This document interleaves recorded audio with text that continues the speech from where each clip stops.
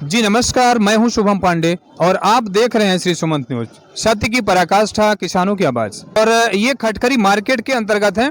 बात करें जब हमारे प्रदेश और देश की बात आती है, कई बार तो एक निर्भया रेप केंद्र जो कहा जाए तो गैंग रेप जो हुआ था, सुखबरिया गुप्ता जी हैं, इनके साथ में गैंग रेप होता है यहाँ पर। और किस तरीके से शासन प्रशासन की बात करें तो पुलिस विभाग की बात करें, हनुमाना थाने की बात करें तो किस तरीके से आज तक इनको न्याय नहीं मिल पाया है। एक और हमारे प्रदेश की सरकारें जो मुख्यमंत्री हैं बड़ी बड़ी बातें करते हैं, बड़ी बड़ी महिला सशक्तिकरण की बात भी होती है, महिला बाल विकास आयोग की बात होती है, तमाम प्रकार के थाने क्षेत्र हैं महिला की आवाज उठाने के लिए। इस प्रकार की कोई वारदातें न हो, जगह जगह पर ये चीजें की जाती है। लेकिन इनके साथ जो एक जघन्य अपराध हुआ है, इनकी माताजी के साथ उनके बेटे हैं, उनके साथ मिल करके बात करते हैं। जी क्या नाम है आपका? राम लखन गुप्ता जी ये जो बात हुई है करीब 1 साल की बात हुई है, बताने के हिसाब से पता चल रहा है, तो क्या कुछ बातें हुई हैं? हमारी मां के साथ हमारे पड़ोस के ही 5 लोगों द्वारा गैंग रेप करके गुप्तांग में डंडे डालकर नाक में मुंह, इतनी बेरहमी जो हम फोटो वीडियो अपना दिखाएंगे, आप वो चला सकते हैं। ये चलाने लायक नहीं है। इतना दर्दनाक घटना, निर्भया हत्याकांड, हाथरस की घटनाएं, जितनी भी मणिपुर की घटनाएं, उससे भी दर्दनाक घटना हुई है हमारी घर में। हमारी माँ घर में अकेली थी। इंदरिंदो के घर में के द्वारा रात में घर के घुसा जाता है, उनके साथ फिर छीना झपटी की जाती है, उनको नग्न करके गुप्तांग में डंडे डाल दिए जाते हैं, उनके साथ बारी बारी से रेप किया जाता है। इसके बाद दोनों हाथ को चौकट में बांधकर पूरे नाक में मुंह में पन्नी ठूस दी जाती है और हत्या कर दी जाती है। अच्छा, इसमें जो स्थानीय पुलिस प्रशासन की बात करें, हनुमाना थाना क्षेत्र के अंतर्गत जब आप जाते हैं ये सारी चीज़ें होती हैं।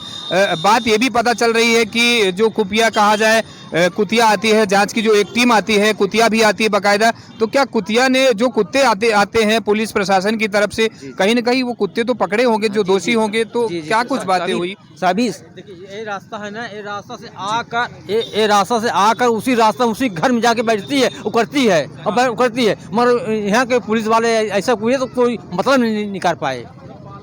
हाँ, हत्यारों के घर कुत्ता जाता है, सभी को सूंघता है। वो खुद आके बता रहे हैं कि हमको पकड़ती है। अच्छा, एक ये जो वजह कहे तो क्या वजह है कि आरोपियों को कहीं न कहीं संरक्षण दिया जा रहा है? ये किसका संरक्षण दिया जा रहा है और आरोपी अभी घर में बैठे हुए घुसकर? इसमें अभी यहाँ के हमारे जो सत्ता के विधायक माननीय प्रदीप पटेल जी हैं, उनके द्वारा इस मुद्दे पर आज तक कोई बात नहीं बोली गई, न तो इसमें निष्पक्ष जांच की बात की गई। उनके द्वारा उनके सरकार में ही बोला जाता है कि बहन बेटियों के साथ रेप करने, हत्या करने वाले को नहीं बख्शा जाएगा, फांसी की सजा होगी, जमीन में गड़वा दिएंगे। आज तक इतने बड़े अपराध में कहाँ जमीन में गाड़े गए?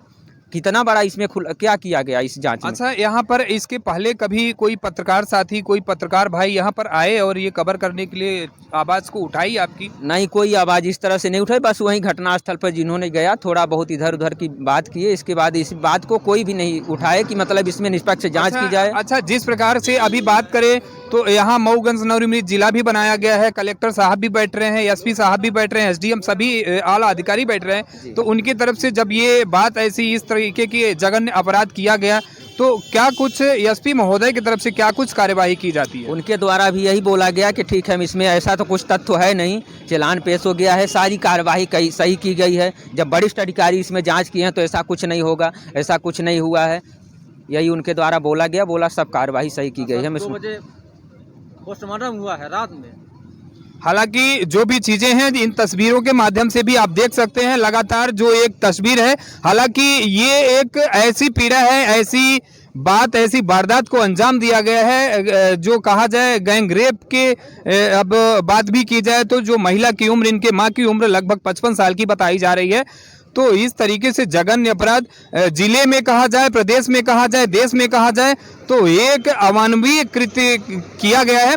और जिस तरीके से यहाँ के स्थानीय विधायक का संरक्षण दिया जाता है, जो भी यहाँ पर दोषी हैं जिनके द्वारा ये जघन्य अपराध किया जाता है, तो उनको कहीं न कहीं संरक्षण दिया जाता है। और संरक्षण क्यों दिया जाता है? सिर्फ और सिर्फ अपनी कुर्सी को बचाने के लिए संरक्षण दिया जाता है कि कहीं न कहीं हमारी कुर्सी चली जाएगी और हम सत्ता से बेदखल कर दिए जाएंगे। सिर्फ और सिर्फ ये पटेल, उनके कहा जाए तो कहीं न कहीं उनके समुदाय और समाज के लोगों के द्वारा ये अपराध किया जाता है, तो उनको बचाने के लिए कहां तक उतर जाते हैं प्रदीप पटेल, स्थानीय विधायक की बात करें।